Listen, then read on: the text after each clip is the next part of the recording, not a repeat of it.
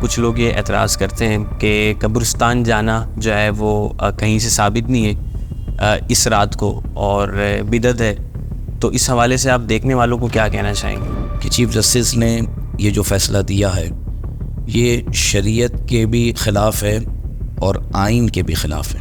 اچھا، دیکھنے والوں کو کنفیوژن ہے کہ اقلیتیوں میں اور قادیانیوں میں کیا فرق ہے پاکستان کے اندر؟ کوئی پولیس محکمے میں، رینجرز کے محکمے میں، آرمی کے اندر نہ ہو تو کیا ان کی وردی استعمال کر سکتے ہیں؟ توہین کہلاتی، ان کا ڈریس پہن سکتے ہیں؟ نہیں، بالکل درزی سے سلوانے مارکیٹ کے اندر کپڑا لے کر پکڑا جائے گا، لیکن قانون حرکت میں آئے گا۔ کیوں؟ تو دھاندلی کی بات ہو، مہنگائی کی بات ہو تو یہ سیاسی جماعتیں میدان میں آتی ہیں، لیکن جب ختم نبوت کی بات آتی ہے تو ہمیں صرف ایک دو جماعتیں دکھائی دیتی ہیں، اس کے علاوہ کوئی جماعت نہیں دکھائی دیتی۔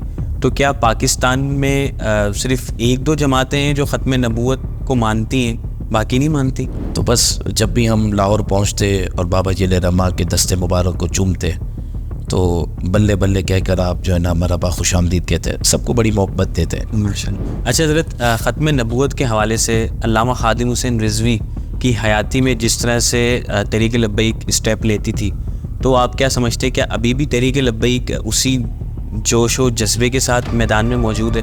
اس وقت تک چین سے نہیں بیٹھنا جب تک کہ ہمارے ملک کے اندر محبوب قدیم تخت پر نہ آ جائے، جب تک مجھے اپنی جد و جہد جاری رکھنی ہے۔ جی تو بلیک اینڈ وائٹ میں آپ تمام دیکھنے والوں کو خوش آمدید۔ آج ہمارے ساتھ جو شخصیت موجود ہے کسی تعارف کے محتاج نہیں، جناب علامہ احمد رضا امجدی صاحب، جو کہ ایک عالم دین ہیں جن کو آپ اپنی اسکرین پر جو ہے وہ دیکھتے رہتے ہیں۔ تو سب سے پہلے حضرت آپ نے ہمیں وقت دیا، بہت شکریہ آپ کا۔ اور یہ ظاہر سی بات ہے شب برات بالکل نزدیک ہے، آپ کی مصروفیت بھی بہت زیادہ ہوگی ان دنوں۔ اچھا حضرت، جیسے سب سے پہلا سوال جو ہے وہ شب برات کے حوالے سے ہی آپ سے کرنا چاہوں گا۔ یہ اعتراض کیا جاتا ہے، کچھ لوگ یہ اعتراض کرتے ہیں کہ قبرستان جانا جو ہے وہ کہیں سے ثابت نہیں ہے اس رات کو اور بدعت ہے، تو اس حوالے سے آپ کیا کہنا چاہیں گے؟ بسم اللہ الرحمن الرحیم، الصلاۃ والسلام علیک یا سیدی یا رسول اللہ وعلی آلک و اصحابک یا سیدی یا خاتم النبیین۔ دیکھیں، سب سے پہلے تو یہ بات جان لیں کہ حضور سید عالم صلی اللہ تعالی وسلم کی احادیث طیبہ ہوں یا اللہ تبارک و تعالیٰ کا مبارک کلام، اس کی روشنی کے اندر مفسرین اور محدثین نے اس بات کو لکھا کہ اسلام کے اندر شب براءت کو اللہ تبارک و تعالیٰ نے برکت، فضیلت اور فیصلے کی رات قرار دیا ہے۔ قرآن مجید فرقان حمید میں ارشاد فرمائے، انا انزلناہ فی لیلۃ مبارکۃ انا کننا منذرین۔ اس کے شان نزول میں ایک قول یہ بھی ملتا ہے کہ اس آیت کریمہ میں شب براءت کا ذکر کیا جا رہا ہے۔ حضور سید عالم صلی اللہ علیہ وسلم کی کئی احادیث طیبہ اس بات کو واضح کرتی ہیں کہ شب براءت امت مصطفیٰ صلی اللہ تعالی وسلم کے لیے جہنم سے نجات کی رات ہے۔ شب کہتے ہیں رات کو، براءت کہتے ہیں چھٹکارا۔ حضور سید عالم صلی اللہ علیہ وسلم کی حدیث پاک یہ مفہوم بھی موجود ہے کہ بنی کلب کی بکریوں کے بالوں کے برابر اللہ تبارک و تعالیٰ آج کی رات یعنی شب براءت میری امت کے گناہ گاروں کو جہنم سے آزاد فرماتا ہے۔ تو یہ تو احادیث طیبہ میں ذکر موجود ہے۔ جہاں تک آپ نے قبرستان کی بات کی تو خود ام المؤمنین سیدہ عائشہ صدیقہ طیبہ طاہرہ رضی اللہ تعالیٰ عنہا سے یہ بات ثابت ہے کہ حضور سید عالم صلی اللہ علیہ وسلم کو میں نے رات جب اپنے حجرے میں نہ پایا تو میں تلاش کرتے ہوئے پہنچی تو اللہ کے محبوب صلی اللہ علیہ وسلم جنت البقیع جو قبرستان موجود ہے وہاں پر اس رات جلوہ گر تھے۔ تو یہ تو حضور سید عالم صلی اللہ علیہ وسلم کے عمل سے ثابت ہے۔ سیدہ عائشہ کی جب یہ روایت ہم تک پہنچی تو اس میں یہ بات واضح لکھی ہے کہ وہ 15ویں شب ہے شعبان المعظم کی، شب براءت۔ تو خود اللہ کے محبوب صلی اللہ علیہ وسلم اس رات قبرستان تشریف لے گئے، تو یہ حضور کے عمل سے بھی ثابت ہے اور حضور کی سنت سے بھی ثابت ہے۔ اچھا، تو اس پر اعتراض کیوں اٹھایا جاتا ہے؟ وہ کن چیزوں کو دیکھتے ہیں اور پھر اس پہ اعتراض اٹھاتے ہیں؟ آپ کیا سمجھتے ہیں؟ دیکھیں یہ تو اعتراض کرنے والوں سے پوچھا جائے۔ دوسری بات یہ ہے کہ دیکھیں اس وقت تو لوگ نہ جانے کون کون سی باتوں پر بھی سوال اٹھاتے ہیں، لیکن ایک مسلمان کو اللہ تبارک و تعالیٰ کے محبوب علیہ الصلاۃ والسلام اور محبوب کے محبوبین کی تعلیمات سے جڑے رہنا چاہیے۔ تو جب بندہ جڑا رہتا ہے تو اسے ہر بات کی حقیقت کا اندازہ ہوتا ہے۔ الحمدللہ اہل سنت و جماعت کے جتنے بھی معمولات ہیں سب کی اصل قرآن، سنت، اجماع صحابہ، اجماع امت سے ثابت ہے۔ اچھا حضرت، اس رات کو اور اس دن میں جو ہے وہ حلوہ ہمارے گھروں میں جو ہے وہ بنایا جاتا ہے، تو اس حلوے کو بھی لے کر جو ہے وہ کافی باتیں کی جاتی ہیں کہ صرف اسی دن حلوہ کیوں بنایا جاتا ہے، اس کی کیا خاصیت ہے، اس کی کیا اہمیت ہے اس دن کے اندر؟ تو اسلام کی روشنی میں ذرا آپ بتائیے کہ دیکھیں کتابوں کے اندر یہ بات موجود ہے کہ شب براءت جو رات ہے یہ فرشتوں کی عید کی رات بھی قرار دیا گیا۔ اس میں مسلمان لاکھوں کی تعداد میں اللہ تبارک و تعالیٰ کی رحمت کو پاتے ہیں۔ تو یہ بزرگوں کا ایک طریقہ ہے کہ اللہ تبارک و تعالیٰ کی رحمتیں جس رات خاص چھما چھم برس رہی ہوں تو پھر اس کی رحمتوں کا شکرانہ ادا کرتے ہوئے یہ طعام کا، یہ شیرنی کا، یہ میٹھے کا اہتمام کیا جاتا ہے۔ لوگ خود بھی کھاتے ہیں اور اللہ کے نام پر اللہ کے بندوں میں تقسیم کرتے ہیں۔ اور ویسے بھی حدیث پاک میں بات موجود ہے کہ مومن میٹھا ہوتا ہے اور میٹھے کو پسند کرتا ہے۔ اچھا حضرت، ابھی کرنٹ ایشو جو چل رہا ہے ختم نبوت کے حوالے سے، چیف جسٹس آف پاکستان فائز عیسیٰ صاحب نے جو ہے وہ ایک کیس کے اندر جو ہے وہ قادیانی کو رہا بھی کیا اور ان کو یہ کہہ کے رہا کیا کہ ہم کسی کو جو ہے وہ تبلیغ سے نہیں روک سکتے۔ تو اس حوالے سے آپ کیا کہنا چاہیں گے اس حوالے سے؟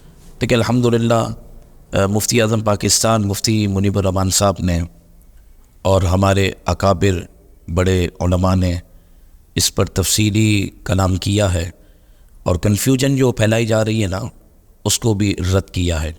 دیکھیں معاملہ مختصر سا وہ یہ ہے کہ چیف جسٹس نے یہ جو فیصلہ دیا ہے یہ شریعت کے بھی خلاف ہے اور آئین کے بھی خلاف ہے، لہٰذا انہیں اپنے منصب پر رہتے ہوئے فوراً اس فیصلے سے رجوع کرنا چاہیے، تو اس میں شرعی طور پر بھی پھر آسانی ہوگی اور آئین کی بھی پاسداری ہوگی۔ پاکستان کے آئین کے اندر یہ بات واضح لکھی ہے کہ قادیانی کوئی مذہب نہیں۔ 73 کے آئین کو اگر آپ اٹھائیں یہ بات واضح ہے، جب قادیانی کوئی مذہب نہیں، پھر دوسری بات یہ لکھی ہے کہ قادیانیوں کو اپنے معاملات کی تبلیغ کی اجازت نہیں۔ تو جب آئین یہ کہہ رہا ہے تو چیف جسٹس صاحب کو آئین کے مطابق ہی ان معاملات کو آگے رکھنا چاہیے۔ اور ویسے تو یہ موصوف بڑے مشہور ہیں کہ آئین کی پاسداری کرتے ہیں، آئین کی بالادستی کی بات کرتے ہیں۔ تو یہاں جب مرزائی آپ کے سامنے آیا تو اس وقت آپ کا مکمل جھکاؤ ان کے لیے کیوں تھا؟ آپ آئین کی پاسداری کرتے ہوئے فیصلہ یہ دیتے کہ تفسیر صغیر جو جس چکر میں یہ ملزم اور یہ مجرم کو پکڑا گیا تھا تو یہ قادیانی ہے، اور یہ تفسیر صغیر لکھنے والا بھی قادیانی ملعون ہے اور اسی کی تقسیم ہو رہی تھی۔ ہونا یہ چاہیے تھا کہ آپ یہ فیصلہ دیتے کہ تفسیر صغیر کو فی الفور بین کیا جائے، اس کے جتنے نسخے مارکیٹ کے اندر لوگوں نے رکھے ہیں یا لوگوں میں تقسیم ہوئے اس کو فی الفور جو ہے نا حکومت وقت ایکشن لے کر اس کو اپنی کسٹڈی میں لے، اور نیکسٹ ٹائم ایسی تفاسیر کے اوپر جس میں قرآن کے معنی کو بدلا گیا اور قادیانی اگر اس کو شائع کریں تو اس پر مکمل طور پر پاکستان میں پابندی ہو اور آئین کے مطابق، شریعت کے مطابق اس مجرم کو سزا دی جاتی، اس کی سزا کو باقی رکھا جاتا۔ بس اتنی سی بات ہے۔ لیکن ایسے حالات کے اندر نہ جانے کیوں اب تک بھی قادیانیوں کو نوازنے کے لیے اتنے بڑے عہدوں پر بیٹھنے والے اگر غیر ذمہ داری کا مظاہرہ کریں تو پھر ظاہر سی بات ہے کہ امت مسلمہ کی طرف سے ری ایکشن تو آنا ہے۔ اور یہ قوم بھی یاد رکھے کہ یہ جتنے بھی لوگ قادیانیوں کو راستہ فراہم کرنے کے لیے جو بھی کوششیں کر رہے ہیں وہ یاد رکھیں جب حضور کے غلام پاکستان میں یہ آئین بنانا جانتے ہیں تو انشاءاللہ اس آئین کی حفاظت کرنا بھی جانتے ہیں۔ اچھا، دیکھنے والوں کو کنفیوژن ہے کہ اقلیتیوں میں اور قادیانیوں میں کیا فرق ہے پاکستان کے اندر؟ بہت اچھا آپ نے سوال پوچھا۔ دیکھیں معاملہ یہ ہے کہ اقلیت غیر مسلم ان کو پاکستان بھی آئین پاکستان اور سب سے بڑھ کر شریعت بھی حقوق دیتی ہے، لیکن گستاخ کا حق نہیں ہے۔ گستاخ رسول کو نہ پاکستان کا آئین حق دیتا ہے نہ شریعت حق دیتی۔ میں اور لمبی چوڑی بات میں نہیں جاتا، صرف ناظرین ایک بات کو فوکس کر لیں کہ قادیانی یہ گستاخ رسول ہیں، نبی پاک صلی اللہ علیہ وسلم کی ختم نبوت کے منکر انکار کرتے ہیں، اور یہ اتنے بڑے مجرم ہیں کہ ان کی کتابوں میں یہ بات موجود ہے۔ آپ غور کریں کہ یہ کہتے ہیں کہ معاذ اللہ ہم ہی مرزے کو ماننے والے ہی مسلمان ہیں، اور جو مرزا کو نبی نہیں مانتا وہ مسلمان نہیں ہے۔ تو آپ مجھے اندازہ لگائیں، اور پھر یہ ماں کی گالی تک اپنی کتابوں میں لکھتے ہیں کہ جو مرزے کو نبی نہ مانے اس کی اصل میں شک ہے۔ یہ ایسی گالی دیتے امت مسلمہ کو۔ تو مجھے یہ بتائیں، ہم چیف جسٹس صاحب کو بھی جمعے کے دن میں ہم نے یہی بات کی اپنے بیان کے اندر کہ اگر آپ کو ان کو حق دینا تھا، سب سے پہلے تو آپ آئین پر عمل کرتے ہوئے قادیانیوں کو بلائیں، ان کے لوگوں کو بلائیں، ان کے بڑوں کو بلائیں، اور ان سے پوچھیں تو صحیح کہ تم ہو کون، تم مانتے ہو اپنے آپ کو غیر مسلم اقلیت؟ یہ تو ماننے کے لیے تیار نہیں ہے۔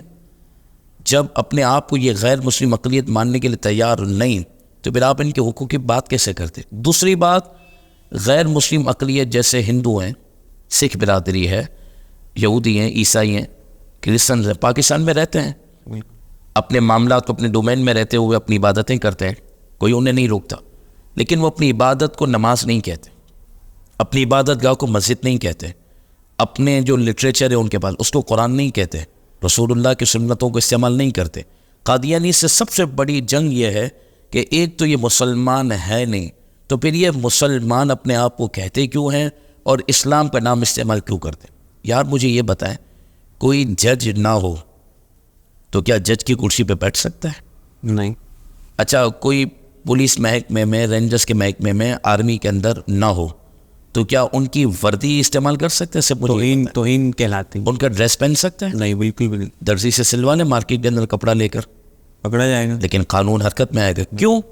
کہ جب آپ اس محکمے سے تعلق نہیں رکھتے تو اس محکمے کی جو علامت ہے اس کو استعمال کیسے کی؟ بس اتنی سی آسان سی بات ہے کہ جب قادیانی ہے ہی نہیں مسلمان، اسلام کی جڑ کو کاٹنے والے ہیں اور جس پر پورا اسلام کھڑا ہے، عقیدہ ختم نبوت، جب یہ اس پر حملہ آور ہوتے ہیں تو پھر یہ اسلام کے شاعر استعمال کیوں کرتے ہیں؟ بس جنگ یہی ہے۔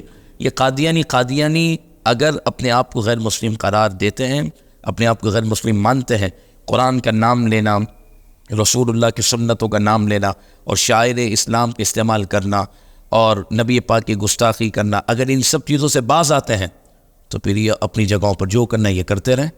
لیکن یہ گستاخ ہیں، یہ پاکستان کے بھی دشمن ہیں، یہ اسلام کا نام لے کر بھی اسلام کے بیچ میں چھڑا گھومتے ہیں، اس لیے ان کے لیے کوئی بھی نرم گوشہ نہیں رکھا جائے گا۔ اقلیت کے حقوق ہیں، گستاخ رسول کا حق نہیں۔ قادیانی صرف اقلیت نہیں، گستاخ ہیں۔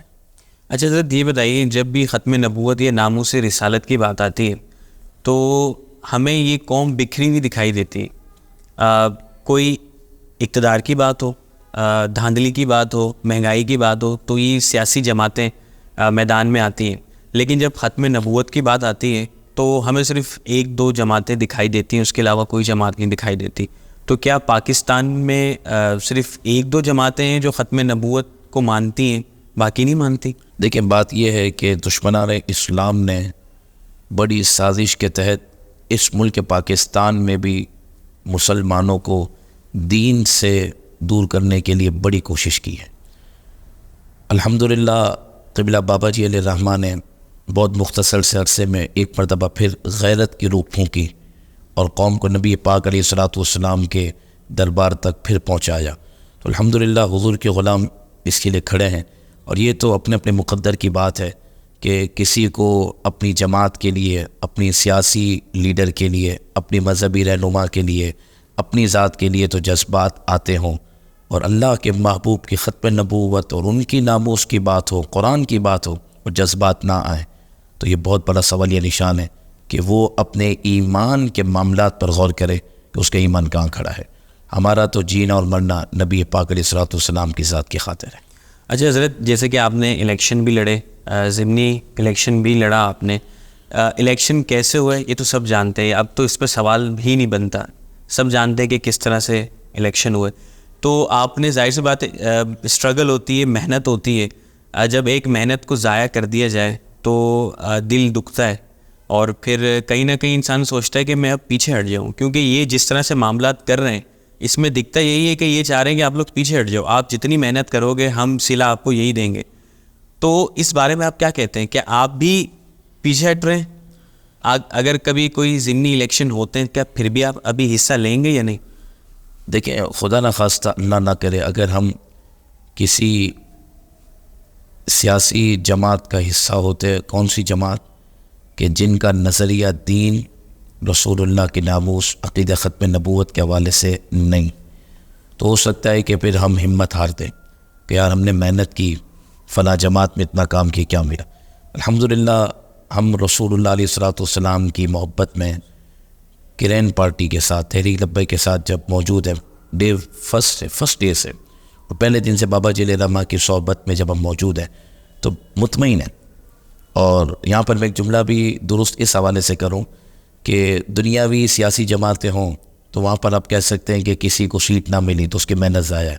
الحمدللہ ہم تو کھڑے ہیں نبی پاک صلی اللہ علیہ وسلم کے دین کی خاطر ہے، تو یہ تو محنت ضائع نہیں، یہ تو محنت قبول ہوئی ہے. کیونکہ تخت پر آ جانا یہ کوئی کامیابی کی علامت نہیں.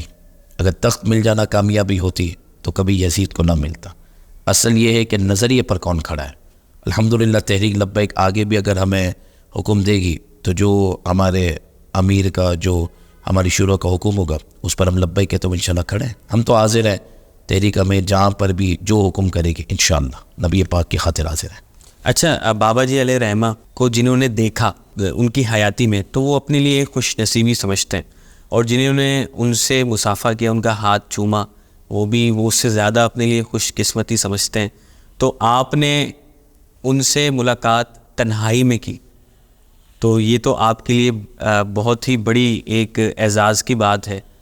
تو اس تنہائی میں آپ نے کیا باتیں کی، ان سے کیا باتیں ہوئیں، تو وہ ذرا آج دیکھنے والوں کو بتائیے. الحمدللہ یہ تو امیر المجاہدین علیہ رحمہ کی شفقت ہے، ان کی محبت ہے، ان کا پیار ہے، اور بڑا ہی ہوتا ہے. تو بس جب بھی ہم لاہور پہنچتے اور بابا جی علیہ رحمہ کے دستے مبارک کو چومتے تو بلے بلے کہہ کر آپ جو ہے نا مرحبا، خوش آمدید کہتے، سب کو بڑی محبت دیتے، اور بالخصوص پتہ چلے کہ کراچی سے آئے، فلاں جگہ سے ہے، اور محبت دیتے. الحمدللہ ہم تو جب بھی پہنچے تو بابا جی نے بڑی شفقت فرمائی، اور پھر آپ کے جو خدمت کرنے والے تھے انہیں حکم بھی دیتے کہ جو ہے نا آپ احمد رضا کو اسی ہمارے جو کمرہ ہے یا جو روم ہے، گیسٹ روم جو بھی، جی وہاں پر آرام کرائیں. پھر بابا جی علیہ رحمہ کے یوں سمجھے کہ آپ کے در پر ہی، آپ کے آستانے پر ہی، آپ کے گھر پر ہی کھانا بھی ملتا، ہر چیز ملتی الحمدللہ. پھر ایسا بھی ہوا کہ رات بھر جو ہے نا بابا جی علیہ رحمہ کی صحبت میں بیٹھنے کا موقع بھی ملا، اور کوئی دوسرا بھی نہیں تھا، تو بابا جی نے بڑی شفقت فرمائی. بس اب جو ہے نا ان کی یادیں رہ گئی ہیں. اتنی بڑی ہستی میں سمجھتا ہوں کہ صدیوں میں آتی، لفاظی نہیں ہے. شاید جو ہے نا ہم اور قوم قدر نہ کر سکے جیسے قدر کرنی چاہیے، اور ان کی قدر ہم کما حقہ کیسے کرتے، پہچان ہی نہیں سکتے تھے کہ بابا جی کیسا مرد قلندر تھا. یقین مانے قوم کو اندازہ ہی نہیں. آپ نے خلوت کی بات کی نا کہ کیا باتیں کی، تو میں آپ کو ایک جملہ عرض کروں. تنہائی بھی ہم پوری رات بیٹھے نا تو دنیاوی اور ذاتی بات تو کی نہیں، اکیلے میں بھی نبی پاک کے دین کی، نبی پاک کے محبت کی باتیں کی. سبحان. تو بابا جی کا ترہ امتیاز ہے، خلوت و جلوت ایک، قول و فعل ایک، اور صرف نعرے نہیں لگائے، عملی طور پر حقیقت نبی پاک سے عشق و وفا کی، جس کی برکت کہ آج بھی اس وقت بھی 2024 میں بھی ایک کارکن جس نے بابا جی کو صرف سنا ہے، ملاقات نہیں کی، صرف کلپ دیکھا ہے، وہ بھی نبی پاک کے نام پر جان دینے کے لیے تیار. وہ اسی اخلاص کی برکت ہے جو اللہ نے امیر المجاہدین کو عطا فرمایا. بالکل بے شک. اچھا حضرت، ختم نبوت کے حوالے سے علامہ خادم حسین رضوی کی حیاتی میں جس طرح سے تحریک لبیک اسٹیپ لیتی تھی، تو آپ کیا سمجھتے کہ ابھی بھی تحریک لبیک اسی جوش و جذبے کے ساتھ میدان میں موجود ہے؟ میں سمجھتا ہوں کہ امیر المجاہدین علیہ رحمہ کے ظاہری پردہ فرمانے کے بعد بھی حویلیہ کا مقام ہو یا وزیر آباد کا مقام ہو یا جامع مسجد رحمۃ للعالمین میں رمضان شریف کی مبارک ساتھی ہوں، تحریک لبیک تو پہلے سے بڑھ کر میدان میں. بابا جی تربیت کر گئے انشاءاللہ، مرتے دم تک، قیامت تک انشاءاللہ یہ اپنے مشن پر قائم رہے گی. اور امیر محترم بابا جی کے صرف جانشی نہیں ہیں, تربیت یافتہ بھی ہیں. بالکل. اور ان کا خون ہے, اور انہوں نے ثابت کیا 7 مہینے سے زائد کا عرصہ جیل میں رہے, لیکن ایک لمحے کے لیے بھی پیچھے نہ ہٹے اپنے موقف پر. خود امیر محترم نے فرمایا کہ اس بار بھی سیٹوں کی آفر تھی, کہ فرمایا سودا تو نہیں کرنا. الحمدللہ جیسے امیر المجاہدین کی قیادت میں مطمئن تھے اور ان کا فیض ہم لے رہے تھے اور ان کی سرپرستی میں الحمدللہ ہم کام کر رہے تھے, ایسے ہی جو امیر محترم ہیں, جانشین ہیں, آپ بھی اسی انداز میں بابا جی کی مشن کو لے کے چل رہے ہیں. اللہ پاک امیر محترم کی بھی غیبی مدد فرمائے, اور اسی انداز میں انشاءاللہ ہم امیر محترم کے بھی پیچھے پیچھے چلتے ہوئے منزل کو حاصل کریں گے انشاءاللہ. انشاءاللہ. اچھا حضرت, بہت شکریہ, آپ نے اپنا قیمتی وقت فراہم کیا. آخر میں دیکھنے والوں کو کیا میسیج دینا چاہیں گے؟ بس دیکھیں, شب برات قریب ہے, تو جہاں ہمیں حقوق اللہ کی معافی مانگنی ہے, جہاں ہمیں حقوق العباد کی معافی مانگنی ہے, بالخصوص ایسے کچھ گناہ احادیث طیبہ میں واضح طور پر بیان کیے گئے کہ اگر بندہ ان گناہوں کا عادی ہے تو شب براءت بھی وہ مغفرت سے محروم ہے, جس میں والدین کی نافرمانی, شراب کی عادت, زنا کی عادت, کینہ, استغفر اللہ, سود, یہ ایسے گناہ ہیں کہ اگر اس سے بندہ توبہ نہیں کرتا تو آج کی رات بھی وہ محروم ہے. تو ہم بالخصوص جو مسلمانوں میں کینہ ہے, اکثریت, کینہ کیا ہوتا ہے کہ ہم دوسرے کی عزت دیکھ نہیں سکتے, اس کی تعریف سن نہیں سکتے, یہ اس کی علامت ہے. تو آپس میں دل کو صاف کریں.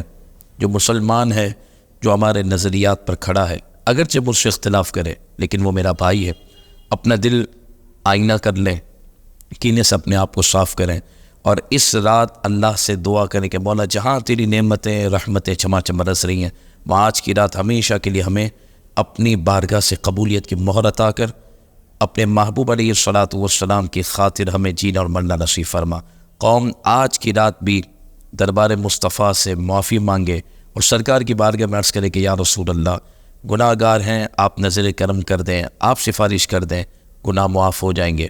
بس آپ ہم پر ایسی نظر کریں کہ ہم کبھی غداروں میں شامل نہ ہو. گناہ گار کی معافی ہے, غدار کی معافی نہیں. تو آج کی رات دعا کریں کہ اللہ تو ہمیں غداروں سے بچا اور ہمیں غداری سے بچا. بس پیغام یہی ہے, شب برات ہے, اپنے اعمال کی درستگی, سچی توبہ, مسلمان کے لیے دل صاف, اور اس رات اپنا یہ ذہن بنانا ہے کہ مجھے انشاءاللہ اس وقت تک چین سے نہیں بیٹھنا جب تک کہ ہمارے ملک کے اندر محبوب کا دین تخت پر نہ آ جائے, جب تک مجھے اپنی جد و جہد جاری رکھنی ہے. اللہ ہم سب کا حامی و ناصر ہو. بہت شکریہ. بہت شکریہ آپ کا کہ آپ نے قیمتی وقت فراہم کیا. جزاک اللہ. آپ دیکھنے والوں کا بھی بہت شکریہ کہ آپ نے اپنا قیمتی وقت فراہم کیا. ملتے ہیں کسی نیکسٹ ویڈیو میں. اللہ حافظ.